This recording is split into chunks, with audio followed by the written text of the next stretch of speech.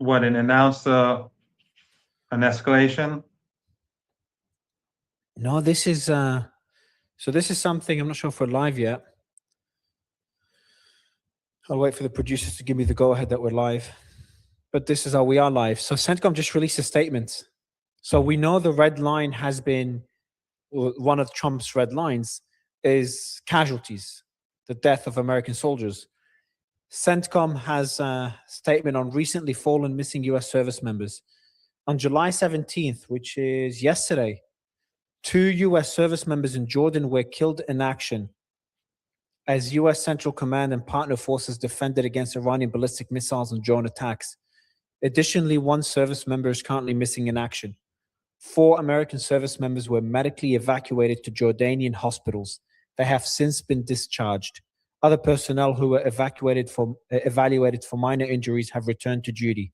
Out of respect for the families, CENTCOM will withhold additional information, including the identities of the fallen warriors, until 24 hours after the next of kin have been notified. So that's been something that there's been a lot of a lot of people have been watching. There's 2 things people are watching right now. The first one is what I want to talk to you about, and that is the Iranian threat that Iran will strike the Dubai and Abu Dhabi airports if the Iranian infrastructure is struck. And the other thing we've been watching and I talk about on a daily basis, because it's a red line that Trump himself has placed, that is any American casualties, any soldiers being killed, because that is something Trump said would bring him back into a full-blown war. Now, you could say we're already in a state of war. Iran has said that today. Earlier, a few members of the Iranian government have said that. But this is a pretty significant, that's one of many significant developments in the last 48 hours. So I'd love maybe to start getting your thoughts on this breaking story, Professor.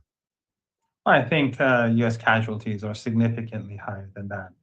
And the Iranians know that the United States has lost soldiers in Kuwait. They know that for a fact, as well as in Syria, apparently. That I'm not sure about.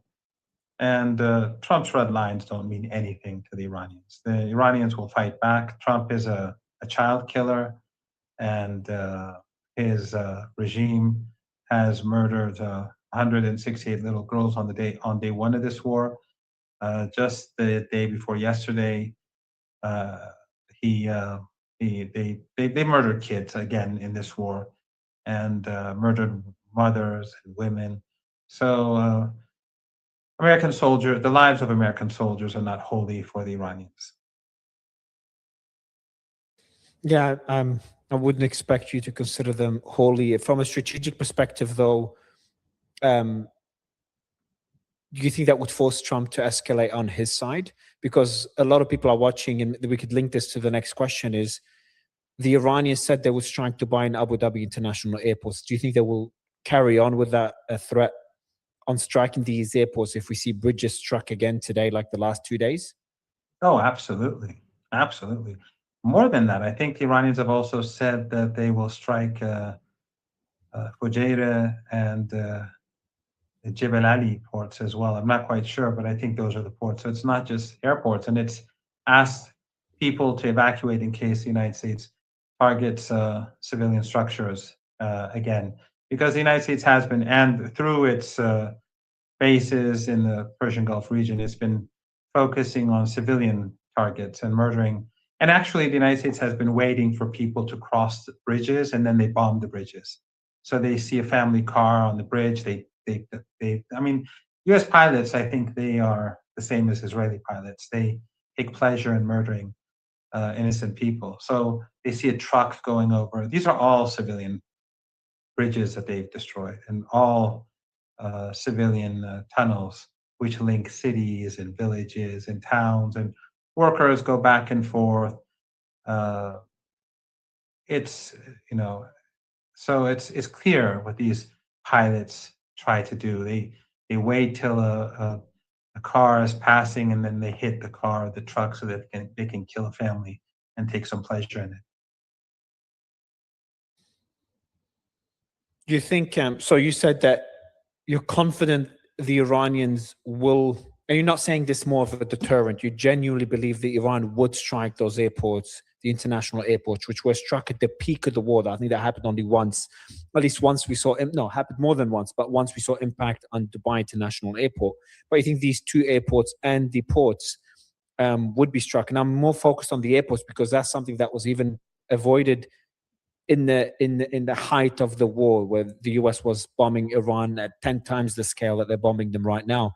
But you're confident this time around that there will be struck if bridges are struck? Sorry for repeating the question. It's just an important point. I don't know about any. I think any civilian. I think they meant killing. Uh, the Americans have to stop targeting kids and women and men and civilian infrastructure, because again, the Americans like doing that. They love killing and slaughtering people. They take pleasure in it, just like their allies in Israel do. So the Iranians are saying enough is enough. And if you continue targeting civilians, then we will have to retaliate. That is the deterrence. Has waited for a week. They've been bombing women and children for a week now, the Americans. And the Iranians have shown patience, and they've just begun striking uh, electrical plants in Kuwait and desalination plants as a warning sign so that they know that we're serious. You have to stop killing kids. And this is not Gaza. This is not southern Lebanon. We'll hit you back very hard. And so that's how it's going to work for now. Yeah, when I said, do you mean they will generally strike those targets not as a deterrent? What I mean is not Iran is making those threats as a deterrent. I think Iran is making those threats as a way to deter further strikes on infrastructure. I meant to ask you, as in when you say it will happen, you mean it because a lot of people listen to you, and sometimes I assume you say things to kind of deter or warn the Americans. So I was like, you're pretty confident though these targets will be hit, and I think you've made your point that they will be targeted. What do you make of that escalation? I was really worried on two fronts. When the Americans started bombing the bridges, first worries, I know that the Iranians would possibly or likely retaliate in striking Gulf energy infrastructure, Gulf infrastructure. And second is the lack of coverage this has gotten. When one bridge got struck months ago, everyone was up in arms, which is a good thing because that means there'll be a lot of pushback against it. Now, the complacency is very worrying. It feels like people have moved on, similar to the Ukraine war. That's concerning. So, twofold question, maybe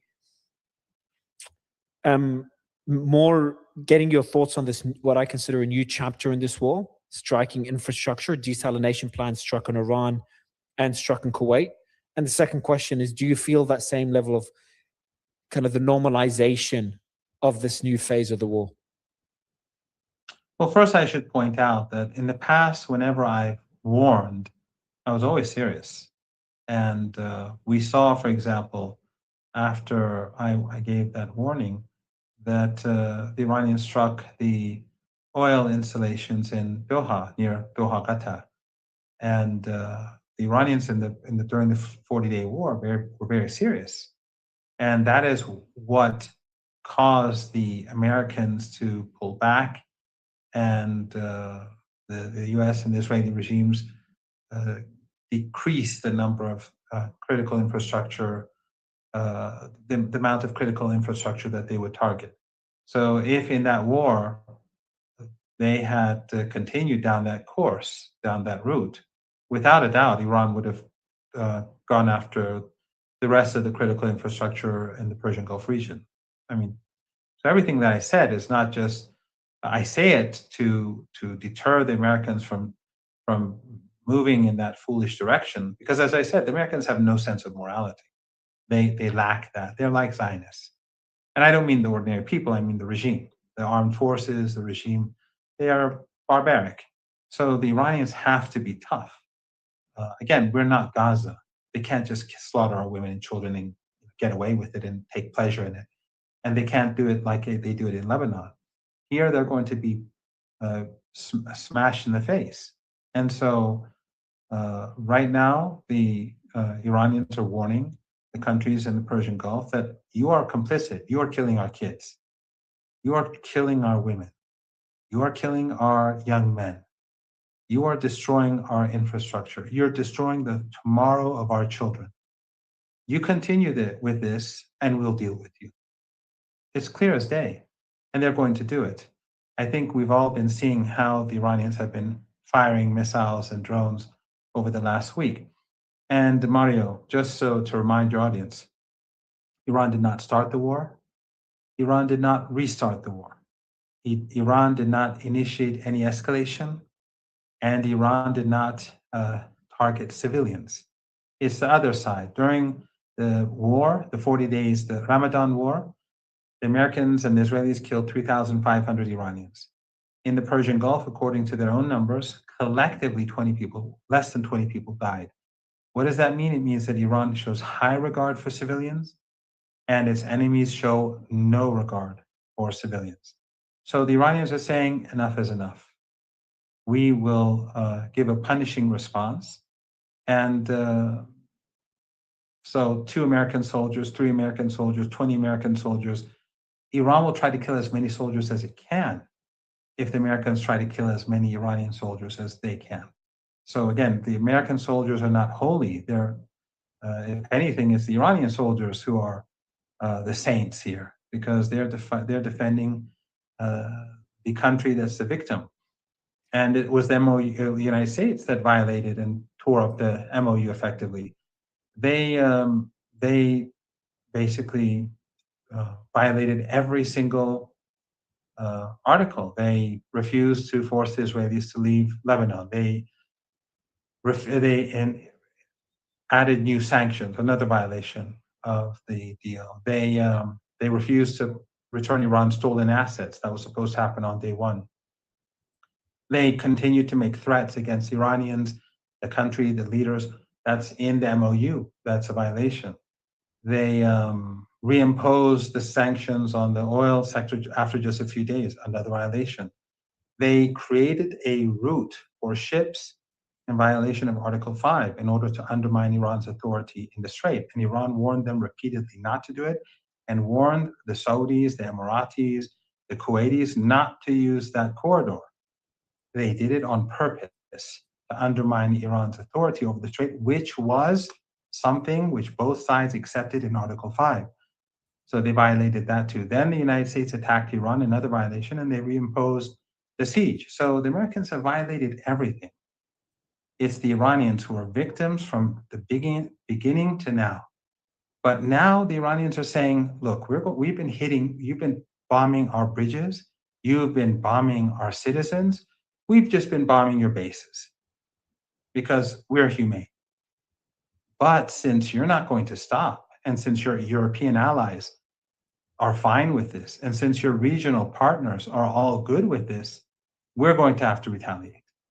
And so they began with some light attacks on Kuwait, and now they're saying enough is enough. So if these Arab regimes in the Persian Gulf want to be badly beaten, they can continue facilitating, yes, assaults on civilians. If they don't want to be badly beaten, then the best thing to do is to tell the Americans that this is not acceptable. All right, so I've got more questions than I usually do to you, Professor. There's a lot that I want to get your thoughts on. Let's start with the developments in the last 3 days. So Iran's been bombing Kuwait and Bahrain and Jordan very heavily. An interesting observation is the restraint when it comes to the UAE.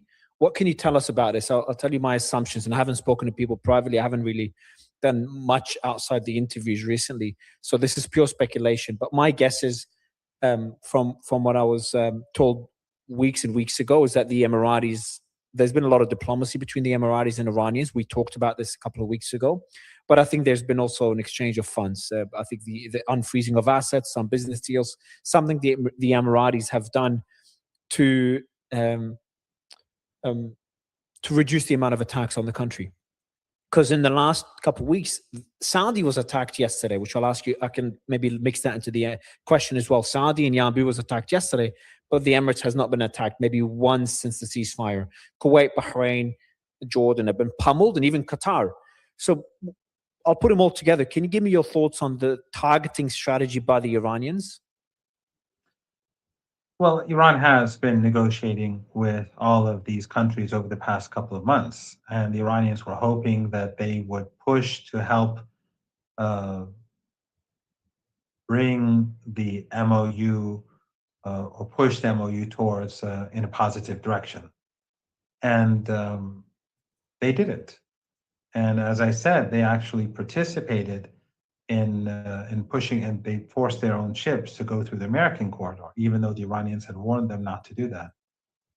So, but during the past couple of months, there have been ups and downs with different countries, and with the Emiratis, there was some progress. Yes, a delegation soon after the um, a few weeks ago, an Iranian delegation, I don't remember the dates, but an Iranian delegation went there and they had significant progress in the relationship. It may have to do with funds and stolen assets and frozen assets and that sort of thing, but probably other things as well. But the problem is that when their territory is being used by the Americans to strike Iran, the Iranians can no longer close their eyes. Most of the attacks on Iran have been, the focus has been from Kuwait and and Bahrain. Jordan and Bahrain. Bahrain, uh, a lot of U.S. assets that are, as well as Kuwait, U.S. assets that have been brought to the region, from my understanding, to launch a ground offensive. Most of the equipment is in Bahrain and in Kuwait.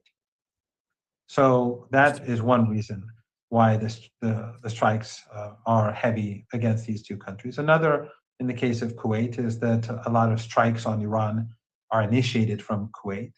And Oman, again, Jordan has been playing a very, very destructive role in this, and basically a proxy of both the Israeli regime and the United States throughout this entire period since the war of aggression against Iran began.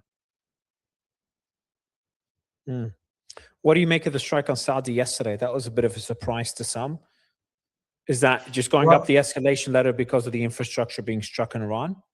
and also because the Saudi airspace and Saudi air bases are being used against Iran. Mm. Again, Iran doesn't want this to happen. Iran waited a full week.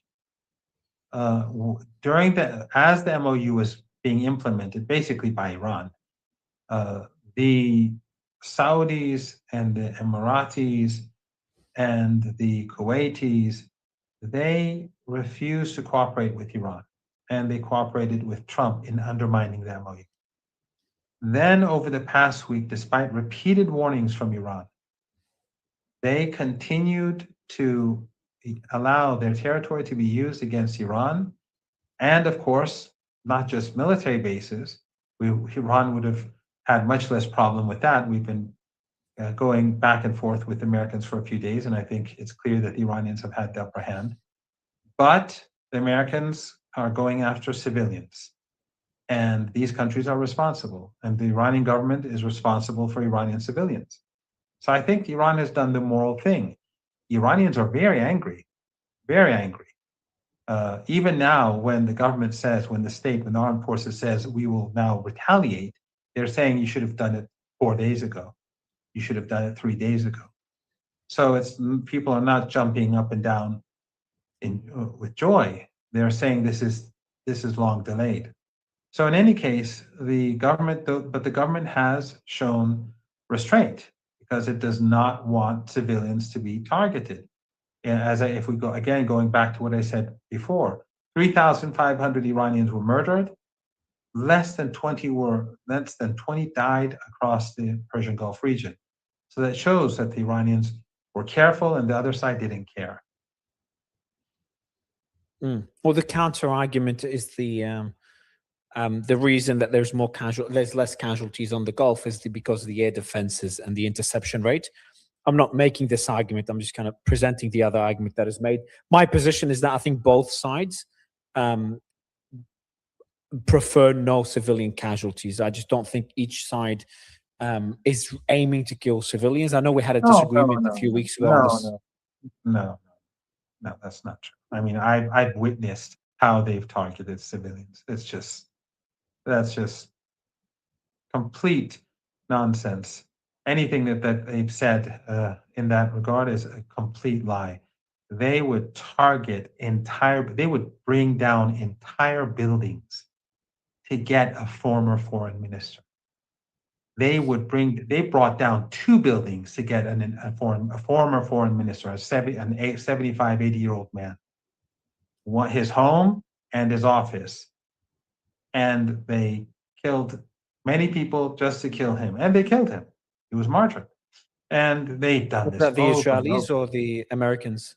Both. I mean, look at the Americans have been targeting bridges during the past few days, and they would wait till cars would be crossing the bridges, and then they bomb. But the bridges were struck, from what I understand, and I don't want to be defending those actions because I'm very critical of these this escalation and the striking of infrastructure. The fact that we're back here is just upsetting but mind-boggling to me. But putting that aside, the bridges, because I was covering this closely, were struck in the middle of the night. If you want to have max casualties, it would be in the midst of daytime at peak hours. No, I think the Americans in general carry out their strikes at night because of the immense heat. But I mean, just look at the targets. These are bridges that connect cities to one another. Yeah. These are I don't condone this at all. So they the targeting bombed is. they bombed the area, a children's hospital in Ahvaz, which was for cancer patients. They bombed all around it. The children were terrified. They had to empty the hospital. I mean, these people have no. I mean, let's just look at Gaza. Just look at Lebanon. The Americans and the entire West was behind it. I mean, or the school in Minab. It was on day one. It was clear that they targeted the school. There was no mistake. That school was there for years. It was on all the maps. It was on all the apps. And it was day one. There was no there was no fog of war. That target was seen for long. What they wanted to do was, because that school was close to a naval base, a lot of the students were the children of officers. They wanted to teach those officers a lesson. That's how the Americans work. Shock and awe. Remember that? Yeah, look, we had the discussion about the school. If I'm in the belief that it was not intentional. If it's intentional, I'd be very shocked. But and why? disturbed. Why would But you be it does shocked? not, Weren't because it American does not. forces in Gaza? Didn't American forces go to Gaza and build that? What was it? That pier? And Yeah, we know that the Americans and the Israelis are joined to the hip, and they have no sense of morality, zero. But the problem is that Iran is a unique country. Iran will hit back. We're not intimidated. They can kill us. They can fire a missile at my home. We're not scared. We will beat them back and we will defeat them. And we will make sure that the United States loses this war. Have no doubt about it. Come what may, we will defeat the United States because we're not Saudi Arabia. We're not Turkey. We're not Egypt. We're not Pakistan. This is the Islamic Republic of Iran. And there is not a chance in this world that Trump will come out on top. It's just my last point on this one. I know that there's different rules of engagement between the Israelis and the Americans. I covered it extensively, spoke to military personnel about it. But I do agree that what Israel does, the reason they get away with it and they do what they do, including in Gaza, is because of the impunity that they have from that unconditional support by the Americans. So the Americans definitely play a massive role in what the Israelis are doing. So if they give unconditional support, that means they support these crimes. Lindsey Graham, when he says that nuke them, and that means that these people, their moral values are the same as those of the Zionists, meaning non-existent. Yeah, don't get me started on people like Ben Gvir and Lindsey Graham and others like them and the things they've said. Well, since we're talking about officials making statements, there is the video by Farish News about how to kill the president, how to kill Trump, and it goes through the various routes that he takes on his way to the White House, etc. I haven't watched it. I saw clips of it. But essentially, it's a guide on how to assassinate Trump. There's also a billboard with Trump in a coffin, I think in Tehran. You probably saw it. There's the statement by Mustafa Khamenei calling for vengeance, to avenge the death of his father, and saying that this, the seeking vengeance will continue even after, it doesn't depend on him or other officials. And it will be, he calls for people around the world to carry out this vengeance. We have, I think, Rezai, another official in the government, make similar statements. And I think there's a bounty by an Iranian aligned militia in Iraq for $10 million for the killing of President Trump. And the last one I saw is, I think, another news outlet giving a list of people that should be targeted from most important to least important. At the top is Netanyahu and Trump. How serious? How much of this is propaganda, or how much of it is genuinely wanting to kill the president or Netanyahu? Right, yesterday Netanyahu was trying to get additional security if he loses the election for him and his family. Not sure if you saw that report from, I think, Channel 13 and Ynet. But how serious are those threats? Well, there have been lots of journalists in Tehran during the funerals and in other Iranian cities. And the crowds, I don't think we need to go over that. Tens of millions of people. In Tehran alone, 15, 16 million people. And in Mashhad, and then in Iraq. And I was in the funeral in Tehran, and people were chanting for revenge. And this was before Ayatollah Khamenei said anything. And this was before others were saying it. People were saying it. So there's real outrage in Iran. And I told you this before, that contrary to all the fake narratives in the West about, and you and I have had this discussion. I told you many times, or at least multiple times, or I read in your tweets, I responded to you and said that the Islamic Republic of Iran has a very high degree of popular support, far greater than Western regimes do. And the depth of that support is very deep, far deeper than what you see in the West. And in the past, whenever we would see these huge crowds protesting, for example, against the Western instigated riots, the West instigated riots, the Western backed riots, the Western funded riots, the Western uh, armed rioters. Afterwards, we saw those huge crowds in across the country, and then they said, Mr. Musk is X. They said this is AI, and then Western journalists would say this is AI, and this was so huge that no one could hide it. You can't hide it. There's nothing to compare it with in history, not in Iran, anywhere. So people were outraged and people want revenge. So I think the moral lesson here is that Americans shouldn't kill foreign leaders. And if you see that these people are calling for the death of Trump, it's because Trump murdered Iranian leaders and Iranian children. So, when you kidnap presidents and you murder others, maybe you can get a rabble rouser can get his supporters all excited about it. But when it comes to Iran, you're going to get punished, just like they get punished on the battlefield. You're going to see Iranians demand revenge. You see, the thing is that the United States is not an exceptional country. It thinks it's exceptional. It's not. For an Iranian, there's nothing exceptional about the United States. It's just another ordinary country. So if, let's say, a neighboring country assassinated an Iranian leader, the Iranians would say, well, they have to retaliate.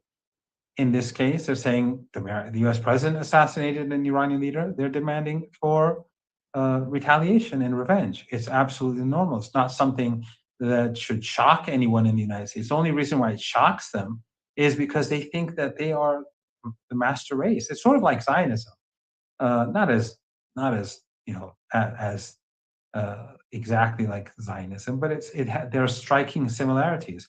We are exceptional, so we have extra privileges. So we invade countries, we destroy them, and then we walk away. and we can argue whether it was a good policy or a bad policy. But that country is destroyed. Who cares? That's not going to work with Iran. Iran will hit back at all levels.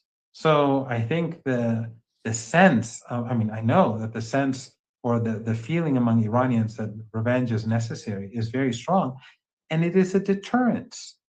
It makes the Americans and the Israeli regime think twice about killing people and leaders and children in future, because Iran is the only country that is willing to push back. I mean, even as we speak now, do you see a country condemning the United States for its attacks on Iran? Do you see Turkey condemning it, Egypt condemning it, Pakistan condemning it, Saudi Arabia condemning it, the British, the French, the Canadians? No, because they're all in the American camp. They're all proxies of the empire. So, but Iran is not. Iran is an independent country that is willing to take a stand for its rights. And of course, it is guilty because it says no to genocide. And that's basically, fundamentally, our problem with the United States is that we oppose ethnic cleansing, we oppose genocide, we oppose apartheid, and the United States, the West, and their proxies in the region either support it or condone it or tolerate it.